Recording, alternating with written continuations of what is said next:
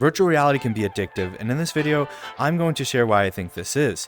Later in the video, we'll be talking to someone with 10,000 hours, someone with 19,000 hours, and even someone with 26,000 hours. So make sure to keep watching if you want to see all that. Let's get started. Virtual reality is a place to escape the real world. It's no wonder so many people are bringing in thousands and thousands of hours in social games like VRChat. Even I have 5,000 hours at the time of this video, which roughly calculates to a little less than 1,000 hours a year. Speaking of a place to escape the real world, you could be anyone or anything here. Want to be a cute anime girl? Go for it. Master Chief? Easy.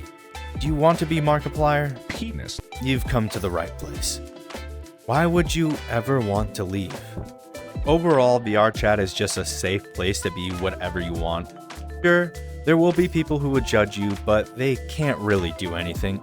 The dark part of this is, there are people who fake who they are on the other side and even fake disabilities for attention. Enough of all that. Tell me how many hours you have in social VR games down in the comments below. Now let's go talk to people with some massive hours in VRChat.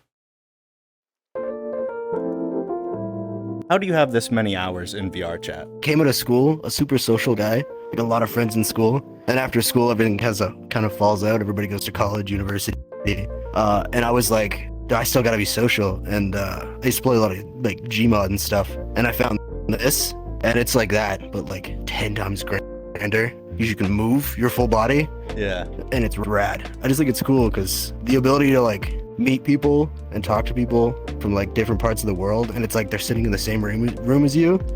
It's nuts. I think it's cool. It's like my favorite part. That's what keeps me back at this game, is like continuously meeting different people and like crazy amount of personalities that you can get. It's awesome. Do you consider yourself to be addicted to virtual reality? Me personally, no. Ask me like 2-3 years ago, I probably would have said yes, but I think the excitement of it all has kind of started getting drowned out for me. You know, when you sit in this game for so long and do the same thing, it's like, you know, once in a while it's nice, but like my addiction used to be there. It's not there much anymore. Like I'm on this game, if I'm lucky, like an hour. So it's not as crazy as I used to be, but no, the addiction's 100% dumbed down from before. I play a lot of other games now, so. And life itself comes into play. Why do you think virtual reality can be so addictive? When I was thinking about this was like the hardest question for me to think about, because it's such a good question. It's genuinely such a good question. I think it's just the fact that people who are on the grind for their like 9 to 5s, you know, they're doing the same thing every day, and like they want to like jump away from it, like an escape from reality, to get into virtual reality, to be somebody they're not, to be somebody they want to be, you know? I think it's just cool, because it's like, it's a way to remove yourself from the usual and spice up your life. And there's no better way than being here and doing it, you know? Like if I could tell 5-year-old me that in like 20 years, this is going to be happening, I'd tell myself I'm nuts. Like, this is the coolest thing. I think it's so nice because some people say it's unhealthy, but I think it's like the healthiest thing. You're still doing similar things and it's physical motion, but you're able to do it in a safe environment. You know, like it's very your own space. That's why it's so addicting, is so many people love the atmosphere and the vibe, that it makes everybody really comfortable and just kind of get into it. How do you have this many hours in VRChat? So it kind of started in 2018. That's when I actually started playing the game, on April 1st to be exact. I kind of played it on and off at the time. I didn't really get too many hours from that.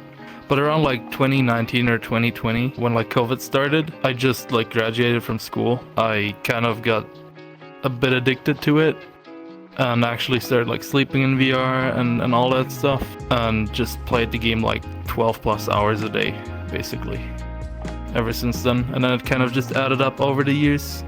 Do you consider yourself addicted to virtual reality?